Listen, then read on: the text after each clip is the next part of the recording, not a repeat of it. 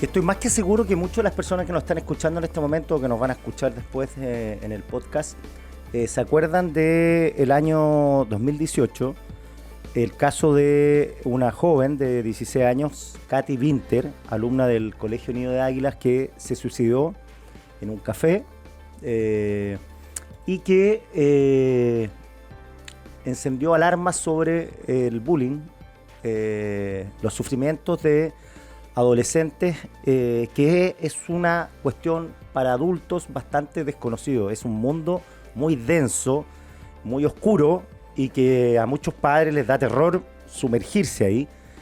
Pero los padres de Katy, que están acá en el estudio, Lely Zamorano, ¿qué tal, Lely?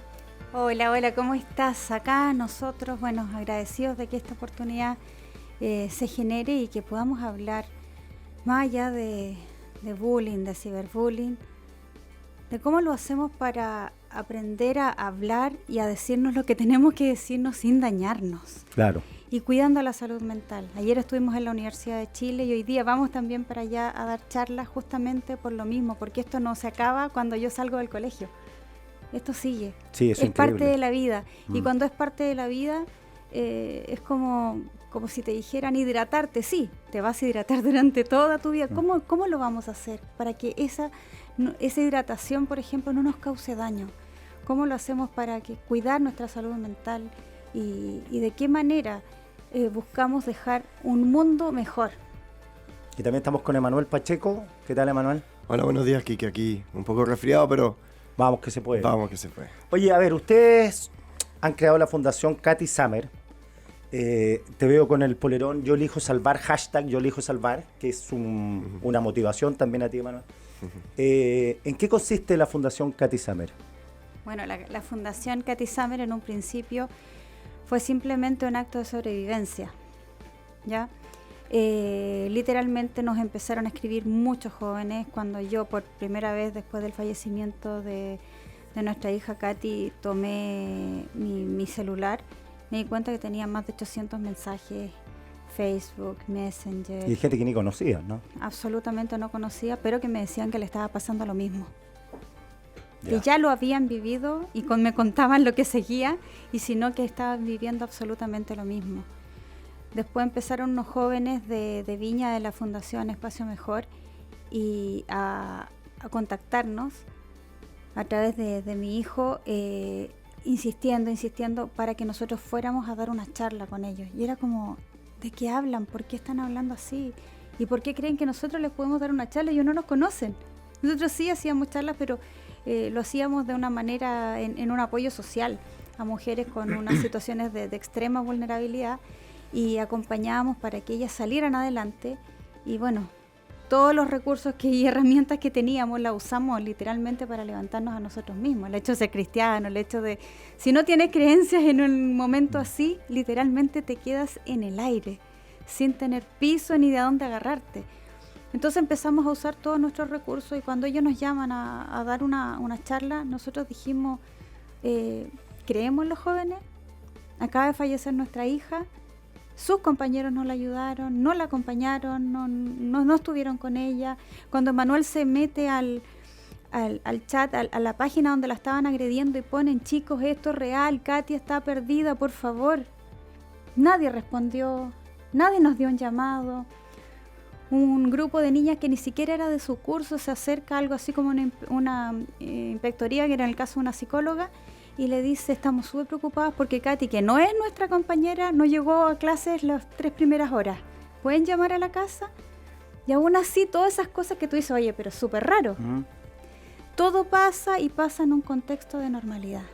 5 años después, hoy día te podemos decir, hemos llegado a tiempo en más de 500 casos, hemos prevenido una cantidad de suicidios, hemos acompañado a familias cuyos hijos han fallecido, acompañamos a madres que están viviendo, porque el hecho de que tu hijo no fallezca, pero está en una situación difícil o hizo un intento grave, no quiere decir que se va a recuperar fácilmente.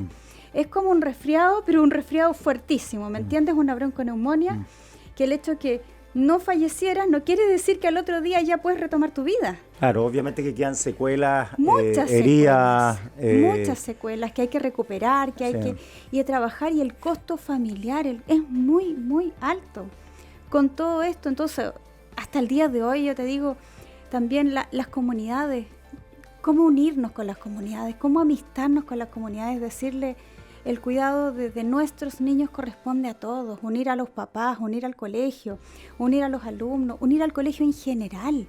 En general, les quería preguntar a Manuel, en general los colegios, ¿cómo se comportan frente a esto? Hay colegios y colegios, no se puede generalizar. ¿Eh? Sí. Es muy malo generalizar, además hay casos particulares. Pero de la experiencia de ustedes, que quizás no sea evidencia empírica completa, pero sí hay evidencia humana de relaciones, ¿cómo abordan los colegios un tema tan complejo? Mira, nosotros como fundación trabajamos 3 pilares. El primer pilar es sensibilización, que es un poco muchas charlas que Leli y yo hacemos. A través de esas charlas hemos llegado a 600 comunidades escolares a lo largo del país. Entonces sí tenemos como una muestra sensible. Sí. Y para llegar a esas 600, yo creo que unas 1.200 nos habrán contactado para pedirnos que fuéramos. Y ahí te puedo describir que vemos 3 tipos de colegios. Colegios muy reactivos, que tienen un protocolo, que lo único que pasa es, aquí no hay denuncias de ciberbullying, por lo tanto asumimos que no hay nada. Y cuando hay una denuncia, se entra un protocolo muy de mediación o muy punitivo de tratar de identificar quién es la persona que ejerce la violencia. Y se escudan cuando la violencia es cibernética, cuando es una violencia digital, bajo, es un grupo de confesiones o la agresión fue anónima. Por lo tanto, no tenemos cómo descubrir a quién es el agresor.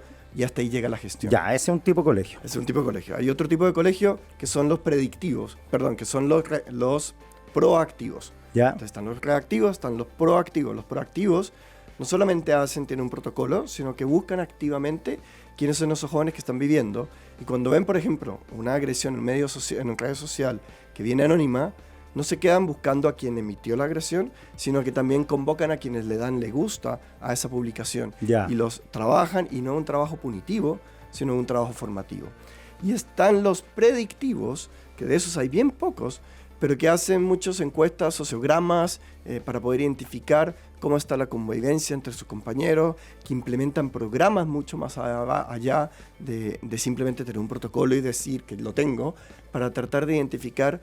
De hecho, nosotros estamos trayendo un programa español que se llama Tutoría entre Iguales, que es un programa que lo que hace es que al lograr que el 100% de los estudiantes de una comunidad escolar sean tutores socioemocionales de uno menor, se enseñan muchas herramientas de gestión de conflicto, haciendo que podamos predecir quién puede llegar a estar pasando un momento raro o un momento complejo, siendo víctima de acoso, ciberacoso o de alguna depresión no identificada, y poder actuar a tiempo por medio de tener una red mucho más amplia de personas que están activas. Aquí estamos hablando de acoso entre jóvenes. Sacamos que existe mucho el famoso grooming, que es de adultos a jóvenes. Exacto. Ustedes están centrados entre pares, más bien. Nosotros trabajamos la línea más bien de prevención de ciberacoso y suicidio juvenil entre 15 y 25 años. Ya, a ver, tengo una pregunta para usted. ¿Las víctimas están más o menos claras lo que sufren, sus debilidades, cómo esas debilidades las capta cierto agresor y empieza a hurguetear ahí en la herida? Sí.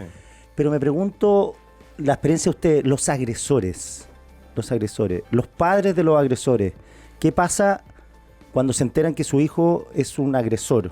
¿Se defienden, asumen el problema y tratan de evitarlo? ¿Esconden la cabeza? Yo he tenido experiencia, yo tengo hijos chicos, he tenido experiencia de varios tipos, desde negación absoluta hasta sentirse agredido porque están acusando a su hijo, hasta gente que dice, la verdad que, o sea, si mi hijo está agrediendo, es tan grave como si fuera el agredido.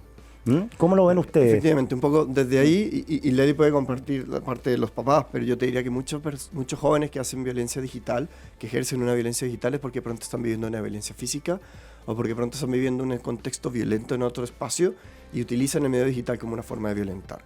Entonces ahí hay que primero entender que nadie ejerce violencia. Bueno, hay contextos que son patológicos, que ya porque son malos, pero en el contexto escolar los niños no ejercen violencia porque quieran violentar al otro. Muchas veces lo hacen porque sienten que hay una situación que es injusta, quieren protegerse de ser ellos las víctimas, o quieren de alguna forma pertenecer al grupo por medio de validarse socialmente al agredir a aquella persona que los demás están agrediendo. Tenemos miedo al conflicto en general. En general, como sociedad, le tenemos mucho miedo al conflicto, no sabemos qué va a pasar, entonces muchas veces es más fácil llegar a un consenso de ya, hagamos esto para que tal persona nos siga reclamando, para que este conflicto no se vea, y le terminamos siendo los bomberos que vamos y apagamos el incendio sin ver qué es lo que está generando los incendios. Y ese miedo al conflicto nos ha llevado a que muchas veces todo lo que es humildad y humanidad y empatía y solidaridad se nos olvida rápidamente. Entonces, ¿qué pasaría si te dicen, oye, tu hijo está agrediendo? Y yo dijera una de las 3 respuestas que te dieron a ti, dijera, puede ser, déjame hablar con él. Primero te pido disculpas, sea o no sea, te pido disculpas y déjame hablar con mi hijo para ver qué está pasando, pero cuenta conmigo para que esto lo solucionemos y no tenerle ese miedo al conflicto. Es mucho más fácil tapar, es mucho más fácil ignorar o es mucho más fácil agredir. Y una forma de agredir también es una forma de evadir. Cuando yo tengo una forma de, imagínate, una persona que gruñe, ¿te vas a acercar a una persona que gruñe? ¿Te vas a acercar a fíjate, mira por ejemplo los chicos, a un chico violento. ¿Tú quieres que tu hijo o tu hija se acerque? Pero ¿qué pasa con el que es más amoroso, con el que es más agradable? Es muy fácil acercarse. Entonces, una personalidad muy fuerte, ¿a quién se va a acercar? ¿A la personalidad fuerte donde puede salir agredido?